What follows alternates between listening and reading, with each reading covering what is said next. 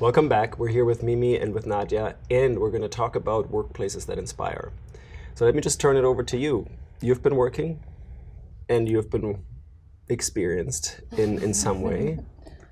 What were workplaces or experiences that you had that inspired you at work? And where would you like to work? Like, and why? So I have done a little bit of freelancing in the past with Red Bull, which is a company that I've always that I've always really admired.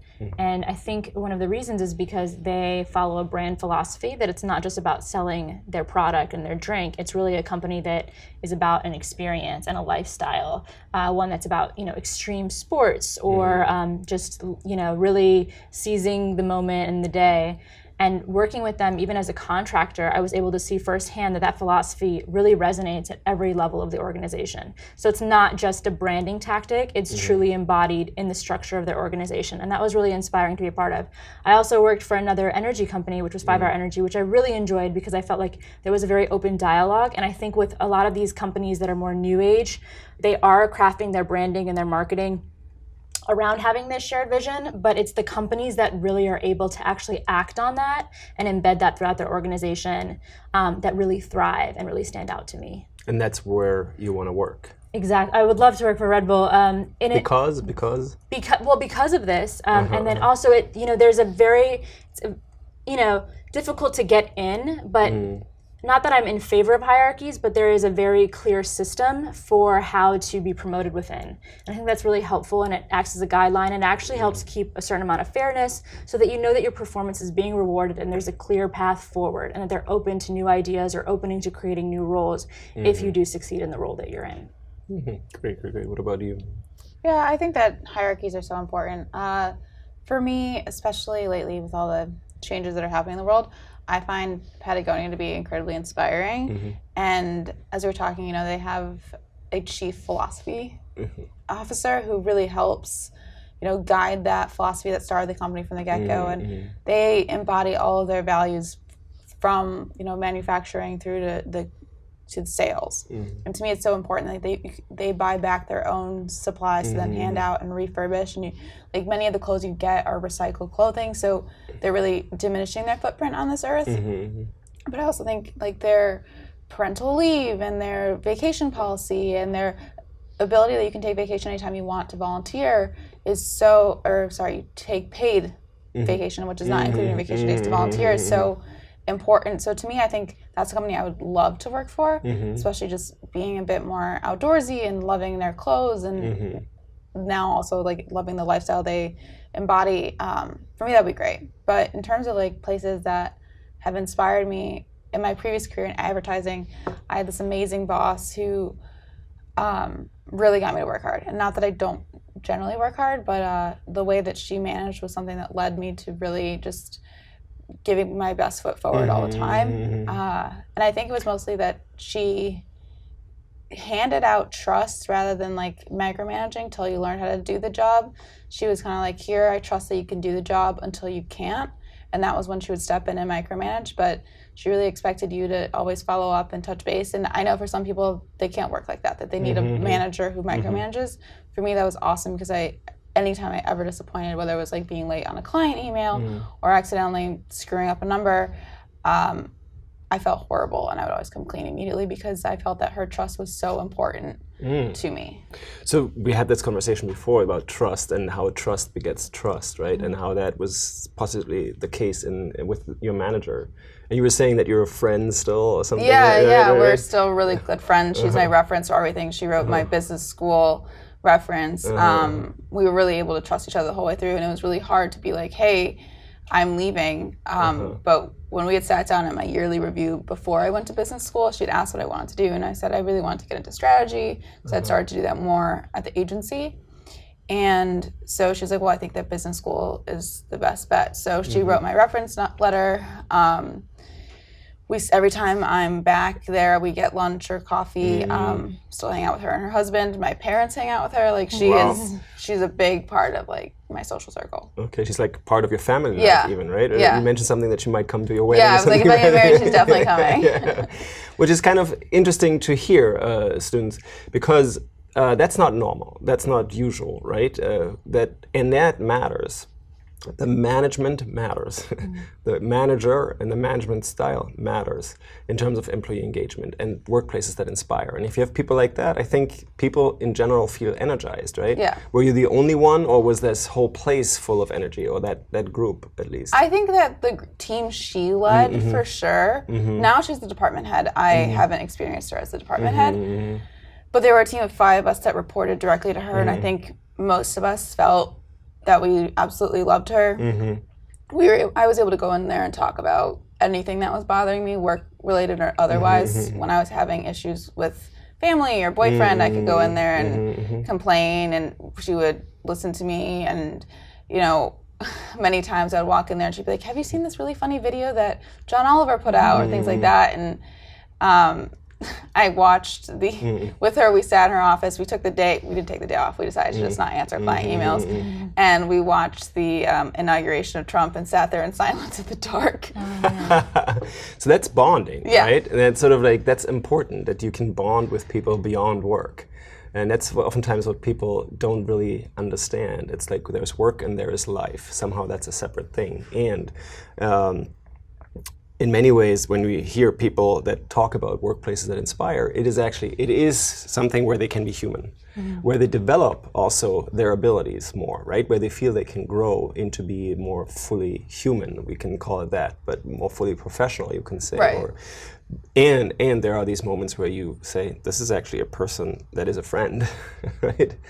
And if you recall, in the Gallup surveys, this is actually a question.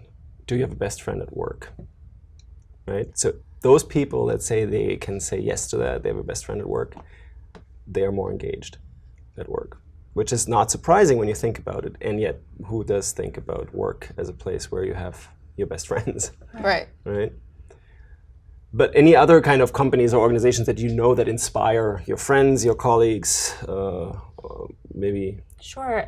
So my boyfriend was working briefly for a company called Arrow Electronics. They are a Fortune, I believe 100, but they're in the Fortune 500.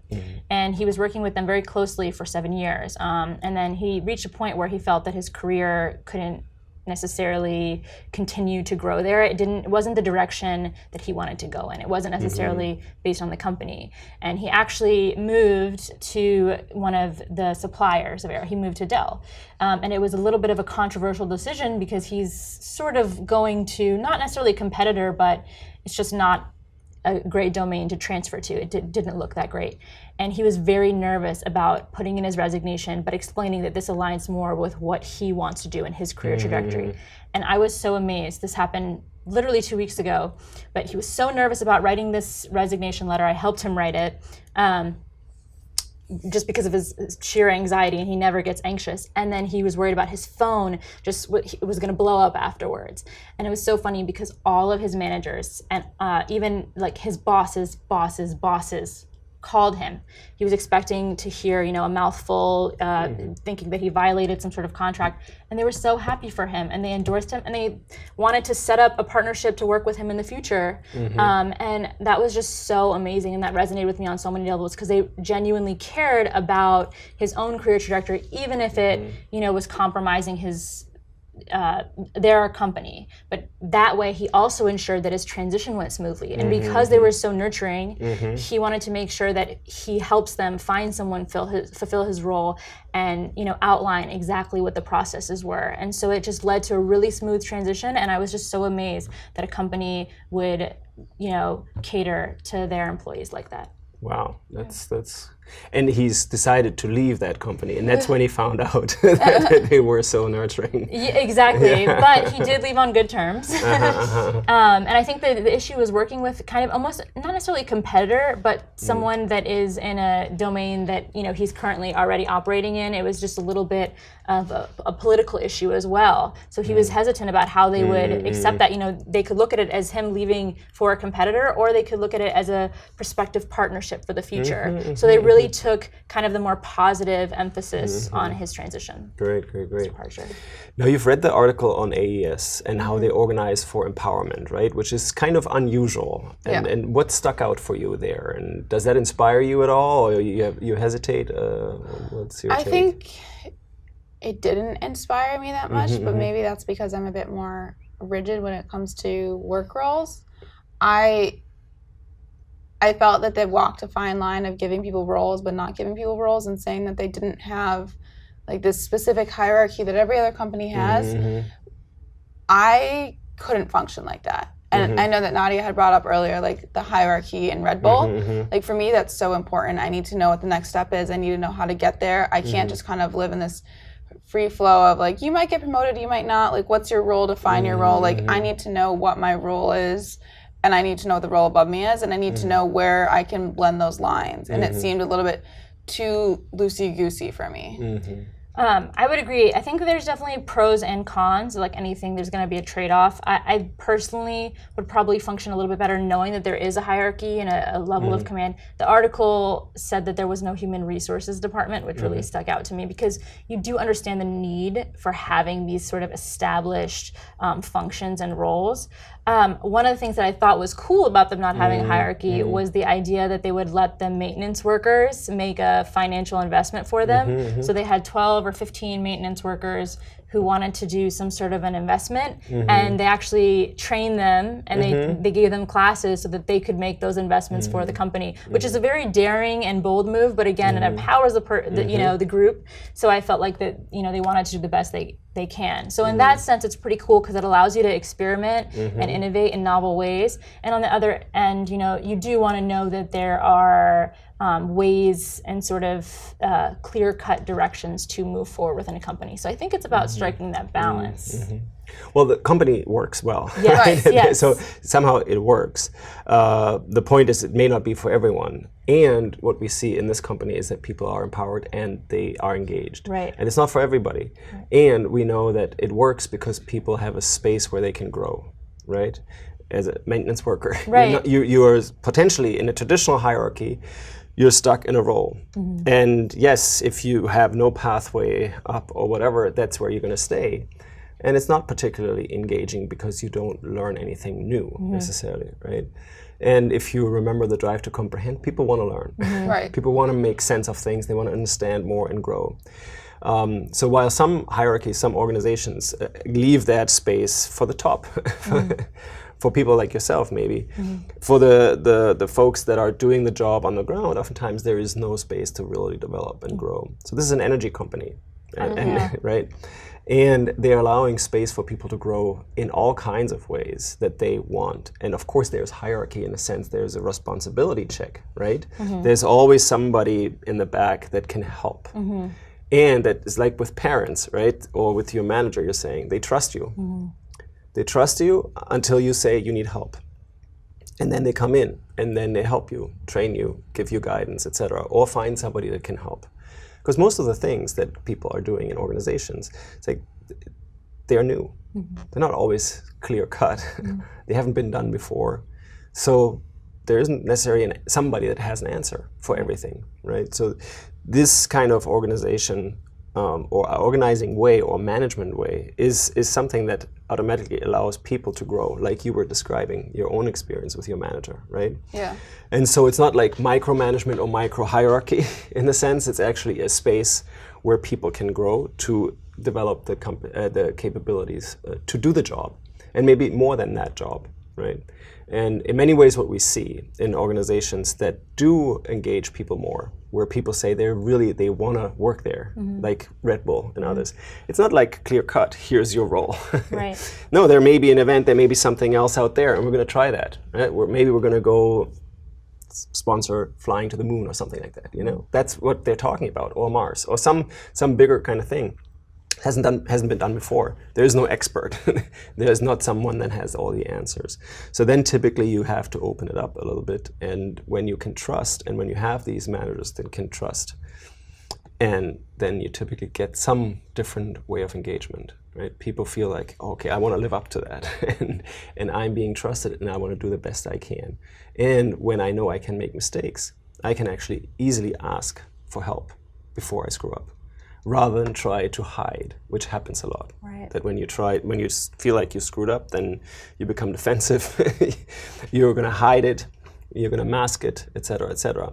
And that's dangerous for the company. That's dangerous for any kind of organization, and that's where the psychological safety comes in. Right? When people feel safe to screw up, most of the time they don't screw up intentionally, and they will say, this didn't work, and get help earlier. So it's much better for the organization that they're in. So this is basically a conversation about workplaces that inspire. I'm sure that you have workplaces that inspire you, and I'm asking you why that is. Why are you inspired by those workplaces? Sometimes it can be the ambitious mission, the values that an organization stands for, or maybe the way people manage you in that organization and how you feel energized in that place.